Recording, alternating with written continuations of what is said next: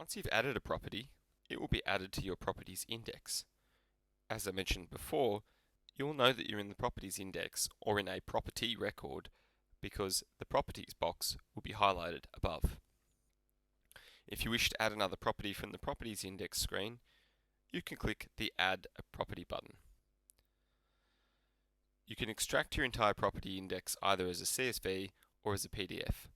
And should you have many properties to upload simultaneously, you can provide the data to us in a format amenable to our platform to upload multiple property records at the same time for you. Property owners and landlords within Vendorable have everything from a single property up to thousands of assets that they maintain in their property record, and you'll be able to easily search and see all your properties inside the properties index. If you wish to click through to a property, you may click through via the address. This will take you to a property record. As mentioned before, you can add documents, photos, or edit a property. You will notice that neither the sale nor the lease button for this property are currently visible. This is because there is currently a sale transaction underway where an agent has been awarded to a point to sell the property. So the property cannot be sold again, and as a sale is underway with an agent, a lease button is no longer available. Should you have any questions at this point, again, please feel free to click the question mark icon in the bottom right hand corner of the app and we'll be happy to help. When you return to the properties index, you will see a number of properties in your index will be ordered based on the information provided.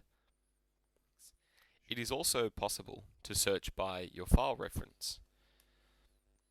The file reference is added in the property record, and it can be an internal reference, not one generated by Vendorable.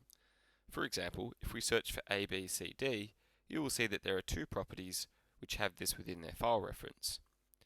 One of the benefits of adding a file reference that relates to your own internal referencing is that you are able to track the information within Vendorable related to your own internal records management system. If you provide this reference to us for a bulk upload of properties, it will be available in the index immediately from the outset. Once you create a transaction for a property, this reference will be carried across to either a sale, lease, valuation, or other service. However, if you wish to edit it, you will also be given the opportunity to either add to or change entirely the reference for a particular transaction. For example, if you wish to sell this property, perhaps you would like to append the word sale at the end of the file reference. When you search in the sales or the leasing index, then it will make it available for you such that you can search ABCD and then you will see the sale. For now, we'll pause here and then look at transaction types against a property record in the next video.